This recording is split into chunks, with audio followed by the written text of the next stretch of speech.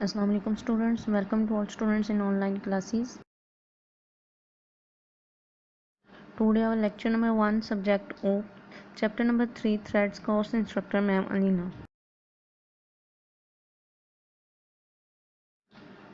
आज के जो हमारे टॉपिक्स हैं वो है थ्रेड। हम थ्रेड के बारे में पढ़ेंगे, benefits of thread, difference between thread and process. सबसे पहले हम थ्रेड के बारे में पढ़ते हैं।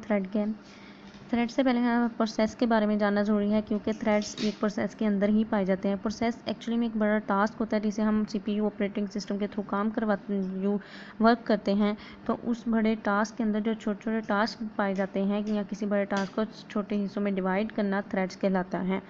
Thread is the basic unit of CPU utilisation. Thread एक प्रोसेस का स्मॉल यूनिट होता है। इट इज़ आल्सो का लाइट वेट प्रोसेस, इसलिए हम थ्रेड को लाइट वेट प्रोसेस कहते हैं। A sequence of instructions with in a process के अंदर जो इंस्ट्रक्शंस होती हैं उनको हम थ्रेड्स कहते हैं।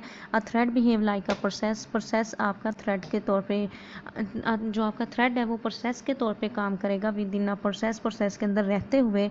But threads have not it's on PCB, लेकिन थ्रेड का अपना एक पीसीबी नहीं होगा।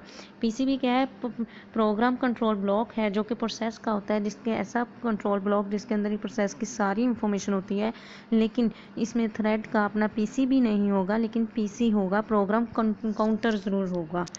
उसके बाद है usually multiple threads are created in a process. एक प्रोसेस के अंदर बहुत सारे थ्रेड्स बनते हैं। The multiple threads in a process allow multiple execution. जब एक प्रोसेस के अंदर 4 या 5 थ्रेड होंगे तो वो 4-5 थ्रेड अपना अपना काम इंडिविजुअल करेंगे, और जो 4 या 5 थ्रेड्स हैं और वो अलग-अलग ही एग्जीक्यूट होंगे। एग्जीक्यूशन मतलब चलेंगे, रन होंगे।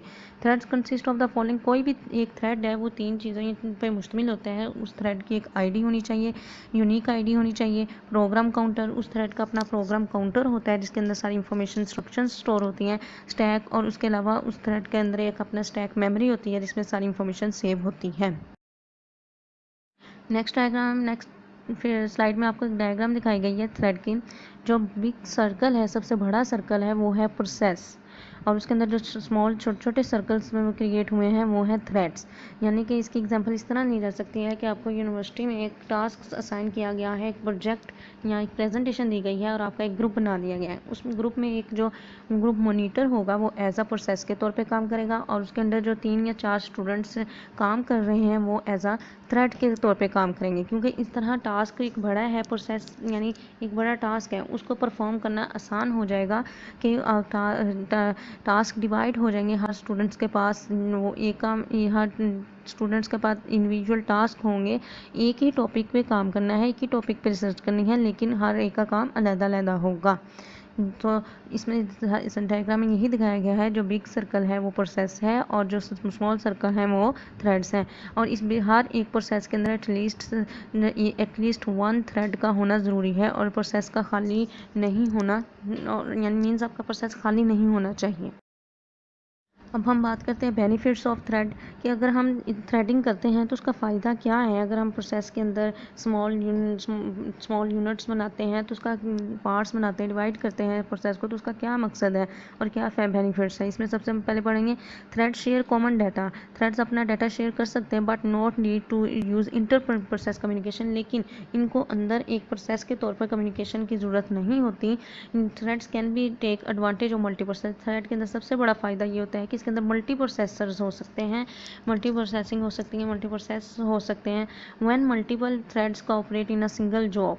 जब आपके पास एक से ज़्यादा थ्रेड्स हैं लेकिन वो कोऑपरेट कर रहे हैं इन अ सिंगल जॉब, लेकिन प्रोसेस क्या एक है, प्रोसेस एक है, थ्रेड ज़्यादा हैं और वो थ्रेड्स आपस में कम्युनिकेट कर रहे हैं।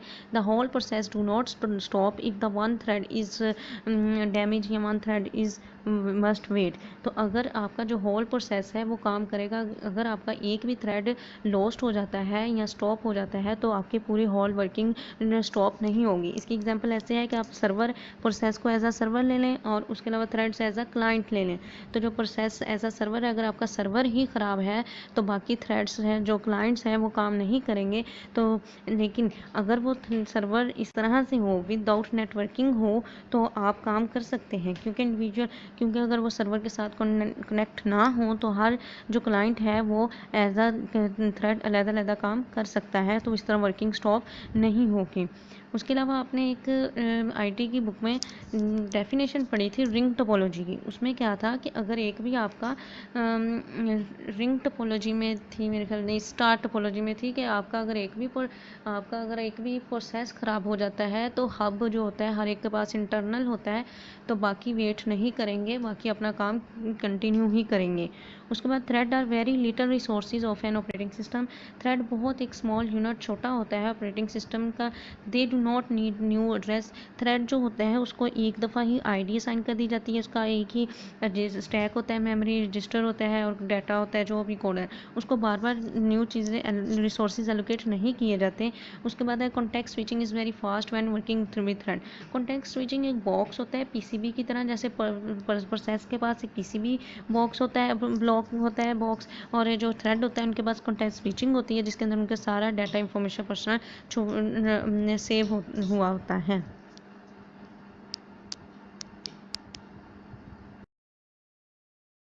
नेक्स्ट हम डिफरेंस पढ़ते हैं, difference between thread and process. Process क्या है, थ्रेड क्या है। जैसे मैंने आपको बताया कि प्रोसेस एक हैवी वर्क होता है, बाहर वाला हिस्सा आपका प्रोसेस होगा, अंदर वाला जो हिस्सा टास्क होगा वो आपका थ्रेड होगा। थ्रेड एक लाइट वेट होता है।